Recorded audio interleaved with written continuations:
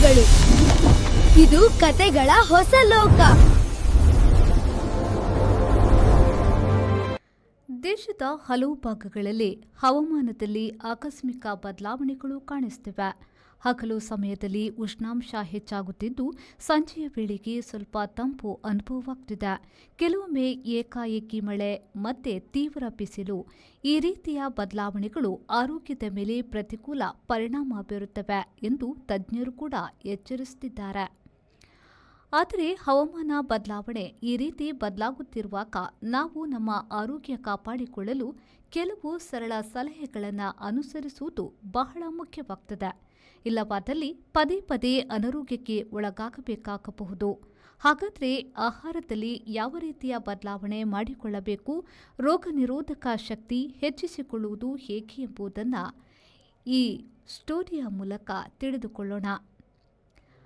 ಆಯುರ್ವೇದದ ಪ್ರಕಾರ ಹವಾಮಾನ ಬದಲಾವಣೆ ದೇಹದ ವಾತ, ಪಿತ್ತ ಮತ್ತು ಕಫ ದೋಷಗಳ ಸಮತೋಲನವನ್ನು ಹಾಳು ಮಾಡುತ್ತವೆ.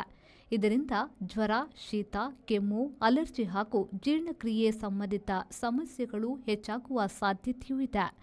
ವೈರಲ್ ಸೋಂಕುಗಳ ಅಪಾಯವೂ ಹೆಚ್ಚಾಗುತ್ತದೆ. ಇವರು ಕೂಡ ಈ ಸಮಯದಲ್ಲಿ ಆರೋಗ್ಯ ಕಾಪಾಡಿಕೊಳ್ಳಲು ಸರಿಯಾದ ಆಹಾರ ಮತ್ತು ಜೀವನ ಶೈಲಿ ಬಹಳ ಮುಖ್ಯ ಎನ್ನುತ್ತಾರೆ. ಈ ಹವಾಮಾನದಲ್ಲಿ ಹಗುರವಾಗಿ ಜೀರ್ಣವಾಗುವ ಆಹಾರ ಸೇವಿಸುವುದು ಉತ್ತಮ. ಪಪ್ಪಾಯಿ, ದಾಳಿಂಬೆ, ಕಿತ್ತಳೆ ಹಣ್ಣುಗಳನ್ನು ಆಹಾರದಲ್ಲಿ ಸೇರಿಸಬಹುದು. ಜೊತೆಗೆ ಶುಂಠಿ ಮತ್ತು ತುಳಸಿ ಚಹಾ ಸೇವಿಸುವುದು ರೋಗ ನಿರೋಧಕ ಶಕ್ತಿಯನ್ನು ಹೆಚ್ಚಿಸುತ್ತದೆ. ಫಾಸ್ಟ್ ಫುಡ್ ಮತ್ತು ಎಣ್ಣೆ ಪದಾರ್ಥಗಳನ್ನು ತಪ್ಪಿಸುವುದು ಉತ್ತಮ, ಯಾಕೆಂದರೆ ಇವು ಪಿತ್ತ ಮತ್ತು ಕಫವನ್ನು ಹೆಚ್ಚಿಸಬಹುದು. ತಣ್ಣೀರು ಬದಲಾಗಿ ಕೊಂಚ ಬೆಚ್ಚಗಿನ ಅಥವಾ ಸಾಮಾನ್ಯ ನೀರನ್ನು ಕುಡಿಯುವುದು ಆರೋಗ್ಯಕರ. ಇದರ ಜೊತೆಗೆ ತುಳಸಿ, ಗಿಲೋಯ್ ಮತ್ತು ಅಶ್ವಗಂಧ ಮುಂತಾದ ಔಷಧೀಯ ಸಸ್ಯಗಳು ದೇಹದ ರೋಗ ನಿರೋಧಕ ಶಕ್ತಿಯನ್ನು ಹೆಚ್ಚಿಸಲು ಸಹಾಯಕ. ಇವು ದೇಹವನ್ನು ಹವಾಮಾನ ಬದಲಾವಣೆಗಳಿಗೆ ಹೊಂದಿಕೊಳ್ಳಲು ಸಹಾಯ ಮಾಡುತ್ತದೆ.